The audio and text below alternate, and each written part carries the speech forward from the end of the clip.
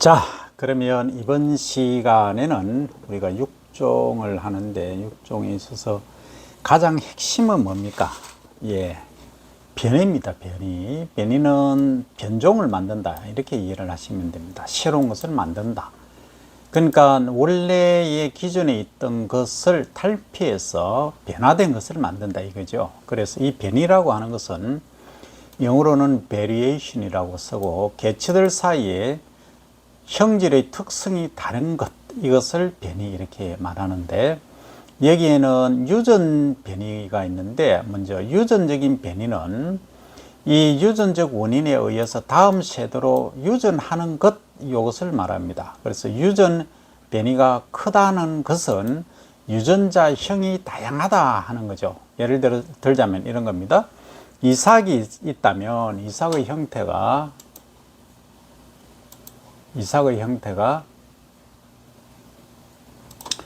이런 게 있을, 좀 그렇습니까? 이런 게 있을 수도 있고, 그 다음 또 다른 형태로 이삭이 하트 좋아하시죠? 하트 이런 형태도 있다는 거죠. 그래서 이삭이 다양한 형태로 있다, 또는 줄기가, 뿌리가, 가지가 또는 색깔이 다양하다 하는 것은 유전 변이가 크다, 이렇게 이해를 하시면 됩니다. 같은 의미입니다. 그러면 형질의 특성이라고 하는 것은, 형질은 바깥으로 보이는 특징을 말합니다. 먼저 이제 외부적으로 봤을 때 형태적 변이라는 것은 키죠. 키가 크다, 작다, 이게 이제 변이의 첫 번째 형태적 특징이고, 그 다음 이제 생리적인 게 있습니다. 이 말은 겉으로 보기에는 우리가 알 수가 없어요. 알 수가 없지만 이 내부적으로 봤을 때 병이나 충이, 예를 들어서 이제 도열병이 발생했다. 도열병이 다른 데는 많이 발생하는데 여기에는 도열병이 전혀 발생을 안 하는 거죠. 이 식물체라고 보면. 그런데 여기는 또 도열병이 많이 발생하는 거죠. 그래서 이 이제 병에 대한 또는 충에 대한, 특히 해충이죠. 해충에 대한 이런 저항성이라든지 또는 감수성, 이런 것들에 따라서 이 변이가 크다 작다, 이렇게 얘기를 할 수 있는 겁니다. 그 다음, 그러면 이 변이가 나타나는 양상은 뭐냐 하면 크게 이제 우리가 두 가지로 구분을 하는데, 이제 불연속적인 변이가 있고 또 연속적인 변이가 있습니다. 그럼 불연속이라고 하는 것은 연속되지 않는다는 얘기죠. 그러면 질적 행질이라고 하는데, 이 부분이 통상적으로 퀄리티라고 하죠. 우리가 품질을 할 때 질이라고 하면 퀄리테이티브 캐릭터인데, 이 꽃 색깔 같은 경우를 여기에 포함되는 거죠. 노란색이 있고, 이걸 한번 바꿔 볼까요? 노란색이 있고,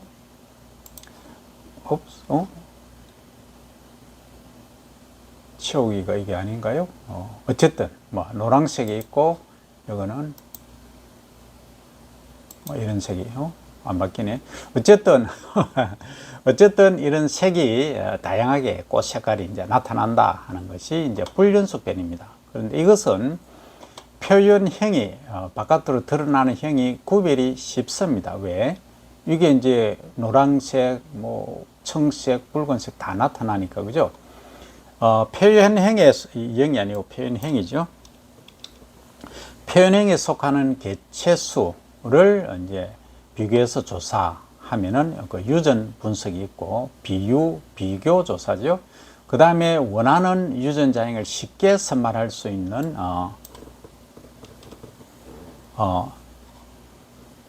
가능성이 있다 하는 거죠. 그래서 이제 불연속 변이다, 변이 양상 중에 이것은 질적 행질이 포함된다, 이렇게 이해를 하시면 되고, 그래서 이제 비교 조사하는 유전 분석과 원하는 유전자형을 쉽게 선발할 수 있는 가능성이 있다는 거고, 이 특징이. 그리고 이제 연속 변이, 이거는 조금 반대적이죠. 연속은 이어진다 하는 의미죠. 그래서 이것은 이제 양적인 겁니다. 소위 quantitative character인데, 이제 바깥으로 보이는 거죠. 키라든지 등급 같은 경우가 여기에 표현이 되는데, 여기는 표현형의 이제 구별이 어렵다. 그리고 요 통계적 이제 분석을 할 때는 이런 것들이 있습니다. 그러면은 얼마 정도 이게 변이가 생겼느냐, 이런 것들을 알아내기 위해서 평균이라는 개념을 쓰고 분산, 회귀, 유전력 이런 것들을 통해서 유전력은 이해하시죠, 그죠? 예. A와 B가 겹해서 몇 프로 정도 C가 나오고 A를 얼마나 받았느냐, B를 얼마나 받았느냐 하는 이런 의미입니다. 이런 것들을 통계적 방법에 의해서 유전 분석 결과를 선발하는 데 이용을 한다 하는 거죠. 그래서 우리가 유전 6종을 한다는 것은 이 유전 분석을 잘 하셔야 됩니다. 그래서 통계 프로그램이 요즘 잘 나와 있기 때문에 통계적 방법에 의해서 하는 거죠. 그러면 이런 경우죠. 예를 들어서 평균이 있다. 여기 기호 말고 그림으로 도형으로 가겠습니다. 스마트 아트가 좋긴 한데 어쨌든 아래 위로 이제 나타낼 수 있는 것이 뭐냐? 자, 여기다 하면 자, 요렇게 이제 평균이 어디냐면 예를 들어서 이런 거죠. 라인을 하나 꺼 보겠습니다. 라인이 너무 얇아서 좀 굵게 해보겠습니다.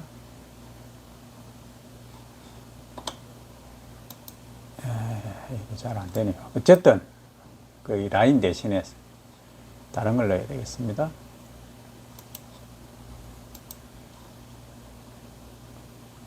이 라인 말고 어디 있니? 자, 이것을 넣겠습니다. 자, 그러면 요게 이제 평균이라는 거죠. 예를 들어서 10, 20, 30 평균하면은 20이 평균이지 않습니까? 요게 평균이라면 이 유전 형질이 어느 정도 다음 세대에 옮겨가는가 연속되는가를 보면 요게 범위죠. 최저값, 요거는 최고값, 이 평균이 이겁니다. 그래서 또 어느 정도 분산되어 있는가, 흩어져 있는가. 예를 들어서 XY축이라고 가정하면 이쪽 이렇게 막 이렇게 퍼져가 있는 정도를 분산 이렇게 얘기를 합니다. 그래서 이제 우리가 분석 방법의 회귀 분석 이렇게 이제 이야기를 하는데 이제 유전력은 아까 말씀드린 대로 어느 정도 이제 다음 세대로 얼마 가느냐 이런 것들을 통계적으로 이제 분석한다는 개념이 되겠습니다. 그래서 용어는 여러분들이 꼭 기억을 해 두셔야 되겠다 하는 겁니다. 자, 그 다음에 그러면 작물 6종 우리가 변이를 만드는 것이 가장 중요하다고 말씀드렸는데 우선에는 6종에 의한 방법은 어떤 게 있느냐면 형질 개량을 위해서는 자연 변이를 이용하는 방법이 있고 인위적으로 변이를 만드는 게 있고 그 중에서 원하는 유전자형의 개체를 선발해서 새로운 품종을 만든다 하는 것이 이것이 작물 6종의 기본 개념입니다. 그럼 유전 변이는 어떠냐 하면 유전 변이를 먼저 작성하는 방법에 있어서는 인공적으로 교배를 하는 경우가 있고 그 다음 돌연 변이를 유발시키는 경우가 있고 그 다음 염색체를 조작하는 방법 그 다음에 유전자 전환하는 것이 최근에 나온 소위 키메릭 DNA 이런 얘기도 쓰죠. 어쨌든 이런 식으로 하는 것들이 최근에 많이 이제 사용되고 있는 방법입니다. 근데 식물보다는 사실은 이런 방법들은 이제 미생물, 동물 쪽에 사용하면은 아주 이제 그 경제성이 뛰어나죠. 암 관계해서 연구를 한다든지 하면은 그 식물에서도 이게 만약에 해서 정말로 병에 예를 들어서 벼 같은 경우에는 이런 거죠. 벼가 있다면 잘못 갔습니다. 자, 이제 벼가 있으면 벼의 가장 심각한 병은 뭐냐면 도열병이죠. 그럼 도열병이 이 병은 레이스라는 게 균주라는 거죠. 레이스가 끝없이 변합니다. 우리 감기 바이러스하고 똑같죠. 그래서 이 도열병은 사실 잡을 수가 없습니다. 하지만 이 도열병에 안 걸리게 하는 유전자가 있다 해서 이것을 우리 벼 품종에 도입을 해서 도열병에 안 걸린다면 이거는 경제적으로 보면 뭐 수천조의 경제적 효과가 있을 수 있다. 노벨상은 바로 뭐 가져다 줍니다. 가만히 있어도. 그 정도로 이 도열병 병 하나 잡는 것이 어렵다는 거죠. 그래서 이 감기도 지금 못 잡고 있지 않습니까? 그래서 우리 면역 체계를 개선하고 면역력을 향상시키는 방법인데, 이 유전변이는 이런 겁니다. 그래서 할 수 있다면 이렇게 우리가 불치의 병 이런 것들, 또는 수량도 사실 관계는 합니다만 품질적인 면 이런 것들을 유전자, 특수한 유전자를 소위 키메릭 DNA를 만들어서 집어넣는다 하는 거죠. 그렇게 하는 것들이 최근에 많은 유전 변이를 이용한 육종 방법이 되겠습니다. 자, 그럼 이런 예를 하나 들어보겠습니다. 이런 경우가 있죠. 라지 AA 두 개가 있는 이제 염색체가 있다 하면, 이런 그 유전자가 있다. 그러면 스몰 AA가 있는 거죠. 그러면 얘들을 교배를 시키는 거죠. AA 곱하기 스몰 AA 하면은 이게 이제 행질로 나타날 수 있는 게, 원래는 우리가 겉으로 보기는 요렇게 교배하고 요렇게 교배하고 요렇게 다 하니까 결국은 나타나는 게 라지 A하고 스몰 A만 사실은 나타날 수밖에 없어요. 통상적으로 보면. 그죠? 그래서 요게 A가 갖고 있는 이 우성 유전자, 그리고 스몰 A가 갖고 있는 유전자들을 내가 필요에 의해서 만들어낸다는 거죠. 이렇게 이제 우리가 육종에 활용을 하고 있다 하는 거죠. 이것은 재래적인 방법이고, 또 염색체 조작이나 유전자 전환을 위해서도 이런 식으로 만들어갈 수 있다, 이런 말씀을 드립니다. 자, 그러면 실제 이제 사용되고 있는 걸 보면, 인위적으로 돌연 변이가 아니고 변이죠. 돌연 변이를 이제 유발시키는 방법은 뭐냐 하면, 첫 번째 이제 방사선을 쪼이는 겁니다. 그 다음에 이제 두 번째는 화학 물질을 처리하는 이러한 이제 특정한 형질의 기량에 사용되는 것들이 있다 하는 거죠.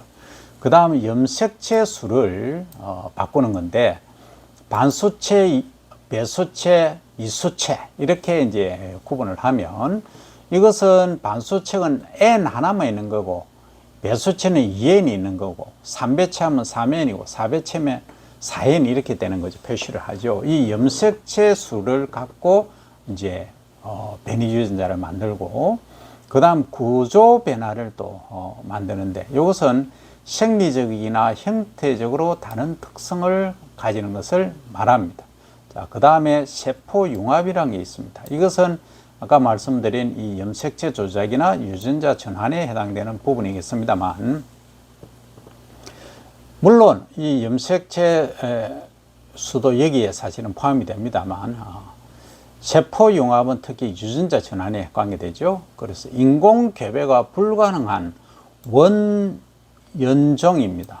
그 다음 속간의 유전자 교환, 이 상당히 어려운 말인데 간단히 말씀드리면, 이거는 예를 들어서 밀하고 콩하고 교배를 하면은 교배가 다르죠. 밀은 화분과 백과고 콩은 콩과입니다. 두 과이기 때문에 이 교배가 안 됩니다. 이런 경우에, 자, 콩의 수량성을 높이기 위해서는 밀에 있는 수량성이 높은 유전자를 가져와서 교배를 한다는 거죠. 이런 경우에 사용한다는 거죠. 그 다음 속관의 유전자 교환이라고 하는 것은 뭐 이런 간단히 말씀드리면 이런 경우입니다. 그 같은 속에 포함되는 게 원숭이하고 고릴라, 뭐 인간이 같은 속에 다 포함이 되겠죠. 분류상으로 보면.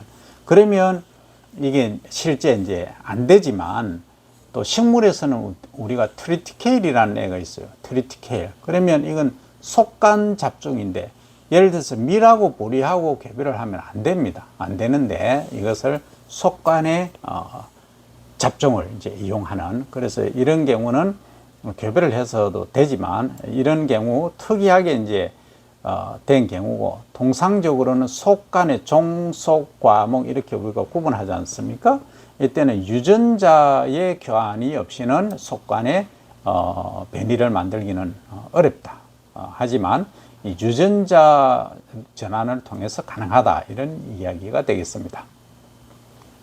그 다음에 이제 생물 종에 관계없이 원하는 유전자를 도입하는 경우입니다. 이런 경우는 뭐 속도 필요 없고 종도 필요 없습니다. 그래서 바이러스의 예를 들어서 미생물에 미생물이 있으면 그 미생물이 뭔가를 분해하는, 예를 들어서 단백질을 분해하는 효소다 프로테아제 하면은 아제라는 게 효소라는 의미죠. 프로테아제 하면은 프로테인이 단백질이니까 얘를 다른 이제 예를 들어서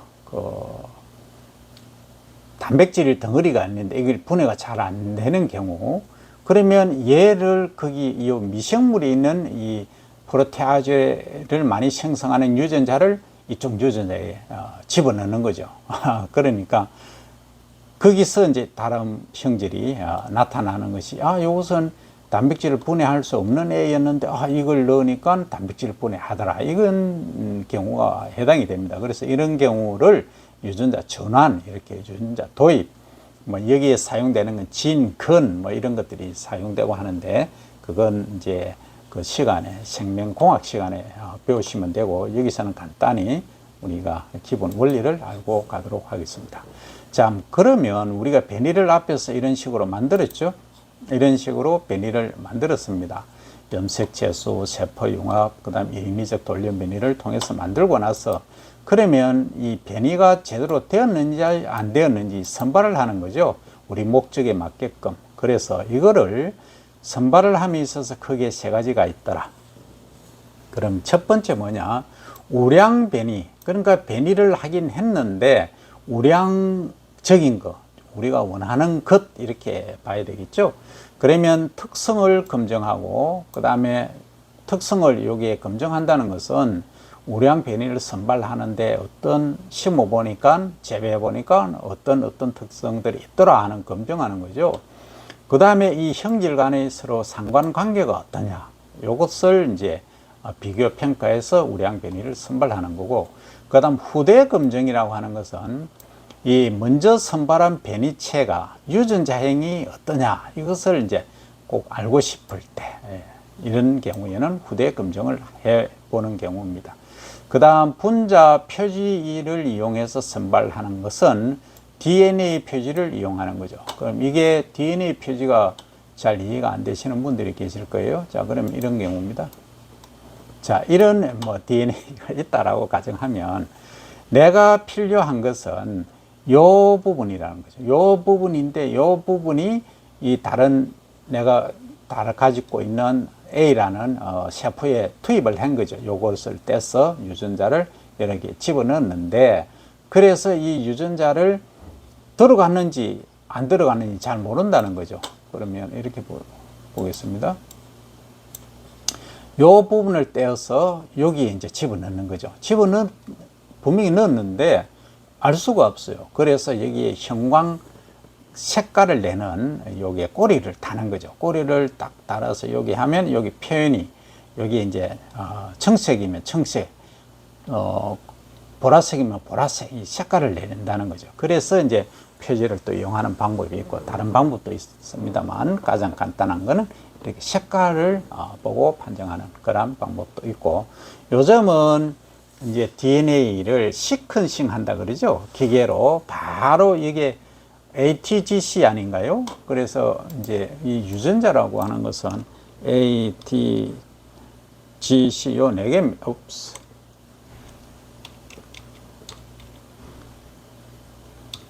요거 4개지 않습니까? 요 4개에 의해서 이제 결합을 하는 거죠. 결국은 바인딩 될 때는 이렇게 이제 바인딩이 되겠지만, 그래서 더블 헬릭스로 이렇게 구성이 되어 있죠. 그러면은 A는 T하고 결합하고 C는 G하고 이렇게 결합하지 않습니까? 그러면 이 시퀀싱 순서를 쫙 이렇게 읽는다는 거죠. 기계로.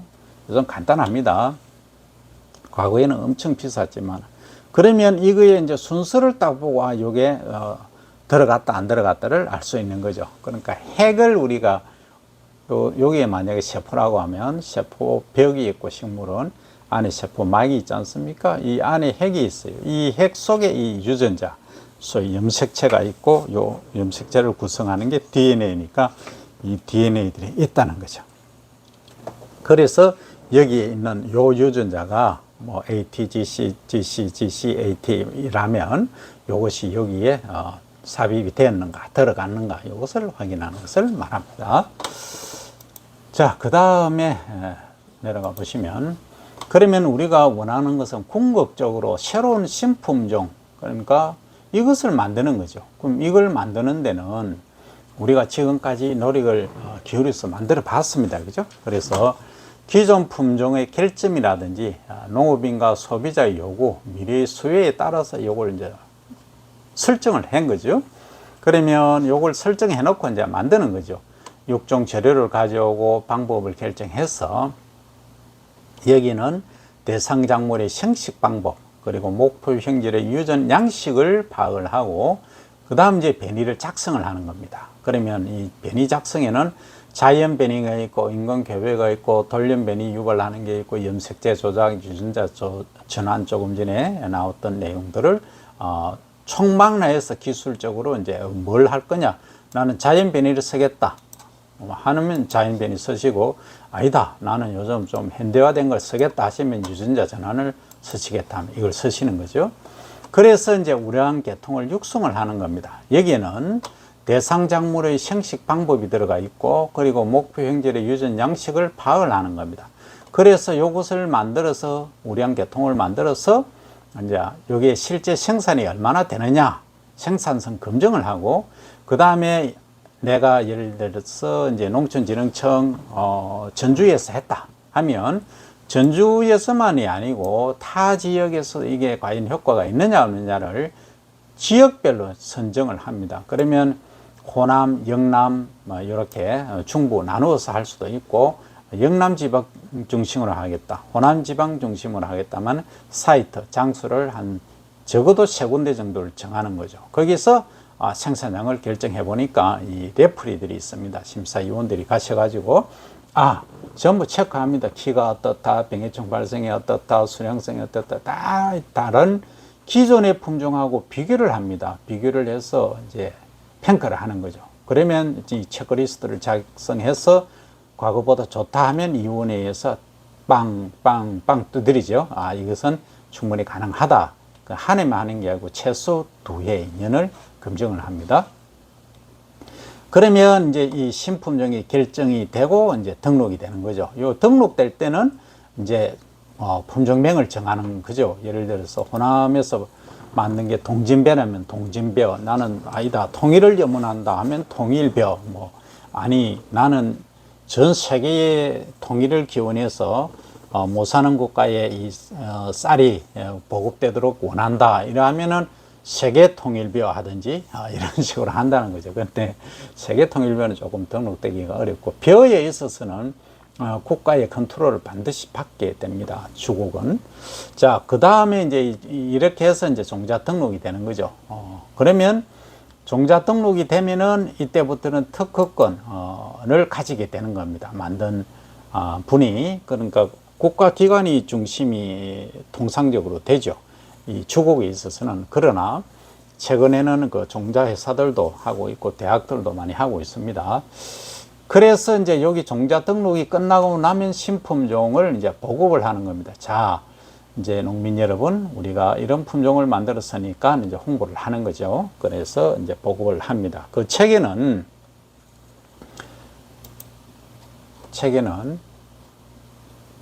여기 순서가 조금 그렇습니다. 공급 체계가 좀 뒤에 나옵니다. 자, 그러면 어떻게 하냐? 공급을 하는데 그냥 공급을 하는 것이 아니고 먼저 이제 정식 체계라는 것.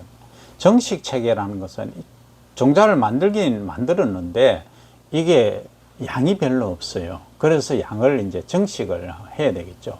그래서 이제 기본 식물이라고 처음에 하는 것입니다. 이것은 농촌진흥청 국립식량과학원에서 이제 진행을 하죠. 그 다음에 각 도농업기술원이라고 있습니다. 농기원, 도의 농업기술원에서 이제 원종을 만드는 거죠. 그러니까 원이 2개입니다. 그래서 요 생산하는 단지를 포장을 원원, 종포 이렇게 이야기를 하고, 그 다음에 여기서 어느 정도 이제 한 5가마, 10가마 정도 생산을 합니다. 하면 이것을 어디로 보내느냐 하면은 각 이제 도의 원종장이라고 있습니다. 각 도별로. 그러니까 우리 경남에서 했다고 하면 이제 경북, 강원, 전남, 전북 이런 식으로 다 각 도에는 원종장이라고 있습니다. 그러면 원종장에서는 포장을 원종포라고 하는데 여기서 이제 이렇게 보급할 수 있는 종자를 이제 충분히 만들어내는 거죠. 그러면 이게 결국은 이제 최종포가 되는 것이죠. 그래서 최종포는 종자를 최종한다 이런 말입니다. 그러면 여기서 이제 보급종이 되어서 농가에 보급이 되는 이런 체계들을 가지고 있다. 이렇게 이해를 하시면 되겠습니다. 상당히 복잡하지만 가장 먼저 아셔야 될 것은 정식 체계에 있어서는 최종 재배를 하는데 생산 기관이 그리고 기본 식물을 만드는 것은 주로 국립식량과학원이 되겠죠. 주고에 있어서는. 그 다음에 원원종은 각도 농업기술원이 되겠습니다. 그리고 이제 원종은 그 각도의 원종장이 됩니다. 그러니까 원종장을 도농업기술원 내부에 둘 수도 있지만 주로 이제 조금 떨어뜨려 놓는 교통의 요충지 뭐 이런 쪽에 또 재배 면적이 넓은데 주로 많이 활용을 하고 있습니다. 그죠? 그 다음에 최종적으로 이제 나가는 것은 원종에서 생산된 것을 보급하는 일명 보급종 이렇게 됩니다. 그러면 이 보급종에서는 종자를 소독을 해서 나가는 경우가 있고 소독을 하지 않는 경우도 있습니다. 이것은 종자 특성에 따라서 다르다 하는 말씀을 드립니다. 자, 그러면 어디까지 했느냐면 여기까지 여기까지 여기까지 자꾸 올라가네요. 여기까지 여기까지 했죠. 그래서 이게 중요하기 때문에 제가 밑으로 내려가서까지 설명을 드렸습니다. 그래서 이번 시간에는 이 사항이 매우 중요하기 때문에 일단 여기까지 설명을 드리고 또 다음 시간에 뵙겠습니다.